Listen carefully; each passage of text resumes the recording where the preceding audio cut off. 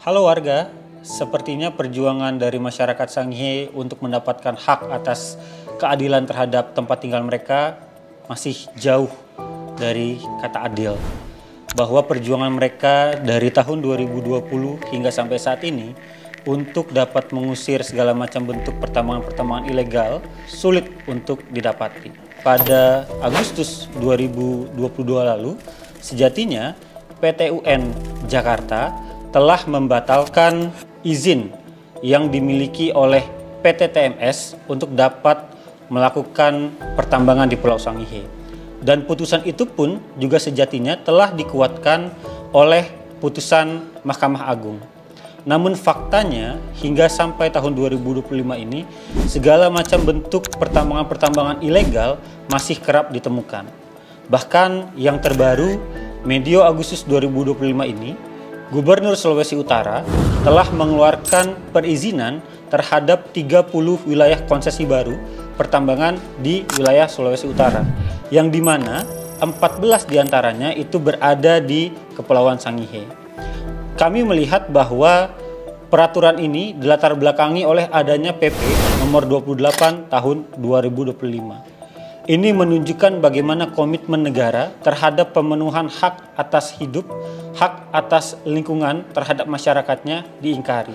Dengan dikeluarkannya persetujuan tersebut, setidaknya dapat menimbulkan kerugian, dapat menimbulkan pelanggar hak asasi manusia terhadap masyarakat di Kepulauan Sangihe. Merujuk kepada hasil investigasi yang telah Kontras lakukan pada medio 2020 lalu, kami menemukan beberapa fakta. Di antaranya, dapat terenggut atau terlanggarnya hak atas tempat tinggal.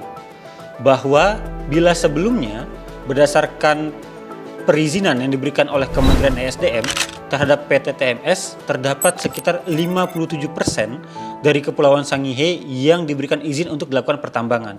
Saat ini ada sekitar 14 wilayah konsesi yang dimana ini akan berdampak nantinya terhadap tempat tinggal yang ditempati oleh masyarakat di Kepulauan Sangihe. Dan ini jelas telah melanggar Pasal 40 Undang-Undang 39 tahun 99 tentang hak asasi manusia. Yang kedua adalah dugaan atau ancaman akan tercemarnya lingkungan sehingga melanggar atas lingkungan hidup bagi masyarakat di Kepulauan Sangihe. Masih merujuk kepada aturan yang sama bahwa di Undang-Undang 39 tahun 99 sejatinya masyarakat ataupun juga warga negara diberikan hak untuk mendapatkan kehidupan yang layak, lingkungan yang bersih untuk dapat mereka menjalankan kehidupan mereka sehari-hari. Hak atas lingkungan juga termuat di dalam Undang-Undang Dasar 1945. Bila kita melihat kepada pasal 28H Undang-Undang Dasar 1945, sejatinya masyarakat haruslah terjamin atas lingkungan yang layak, kehidupan yang tentram, hidup sejahtera lahir dan batin. Namun faktanya, jika konsesi ini terrealisasikan, itu nantinya akan dapat berdampak terhadap lingkungan hidup kehidupan mereka. Hal lain yang kami khawatirkan atas terbitnya izin 14 wilayah konsesi baru di Kepulauan Sangihe adalah hilangnya pekerjaan yang layak bagi masyarakat di Kepulauan Sangihe. Kepulauan Sangihe menempati peringkat 4 sebagai masyarakat yang berprofesi sebagai nelayan penuh. Terdapat sekitar 4.900 masyarakat yang berprofesi sebagai nelayan penuh. Namun faktanya dengan adanya wilayah tambang ini akan berdampak pada hilangnya mata pencaharian dari masyarakat Sangihe. Terlebih juga dengan adanya wilayah konsesi pertambangan tersebut dikhawatirkan dapat merusak ekosistem ataupun juga kekayaan hayati yang ada di laut Kepulauan Sangihe.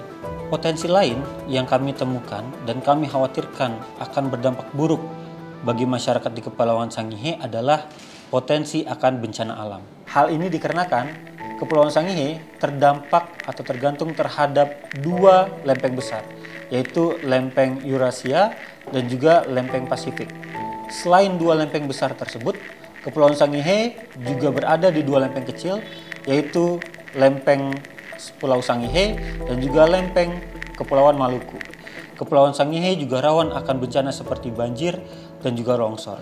Dengan diterbitkannya 14 wilayah konsesi baru di Kepulauan Sangihe ini, justru semakin membuat warga yang berada di wilayah Kepulauan Sangihe semakin terancam akibat dampak dari pertambangan ekstraktif yang terus dilakukan hingga sampai saat ini.